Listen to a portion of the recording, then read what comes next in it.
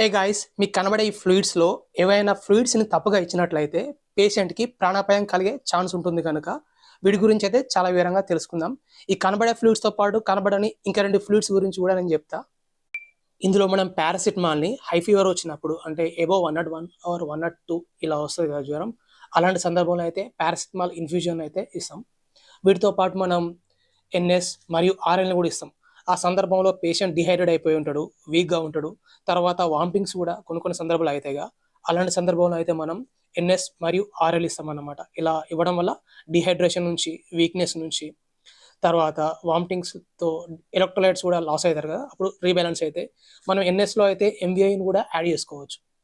గుర్తుంచుకోవాల్సిన విషయం ఏంటంటే ఎన్ఏసీఎల్‌ని హైపర్‌టెన్సివ్ పేషెంట్స్ అంటే 140/90, 150/100 ఇలా బీపీ ఉంటదిగా, వాళ్ళకైతే దీన్ని ఇవ్వకూడదు. తర్వాత డీఎన్ఎస్‌ని మనం జ్వరం వచ్చి కొంతమంది ఆహారం తీసుకోరు కదా! అలాంటి సందర్భాల్లో వీక్ అయిపోతారు. తర్వాత వాళ్ళకు కొంచెం కళ్ళు తిరిగినట్టు అనిపిస్తా ఉంటాయి. అలాంటి సందర్భంలో అయితే మనం దీన్ని ఇస్తాం. ఇందులో మనం మల్టీవిటమిన్ యాడ్ చేసి కూడా ఇవ్వచ్చు.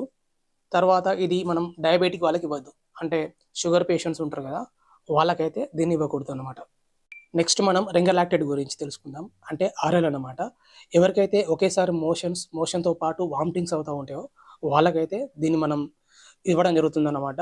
అంటే శరీరంలో లాస్ అయిన ఎలక్ట్రోలైట్స్‌ని రీబాలన్స్ చేయడానికైతే దీన్ని ఉపయోగిస్తా ఉంటారు. ఎన్ఎస్ యొక్క మరిన్ని ఉపయోగాలైతే మనం తెలుసుకుందాం. మనకు ఒకవేళ సన్ స్ట్రోక్ తగిలినప్పుడు మన శరీరం నుంచి వాటర్ మరియు సోడియం క్లోరైడ్ అనేది బయటికెళ్ళిపోతది. దాన్ని రీప్లేస్ చేయడానికైతే మనం ఎన్ఏసీఎల్‌ని ఉపయోగిస్తాం.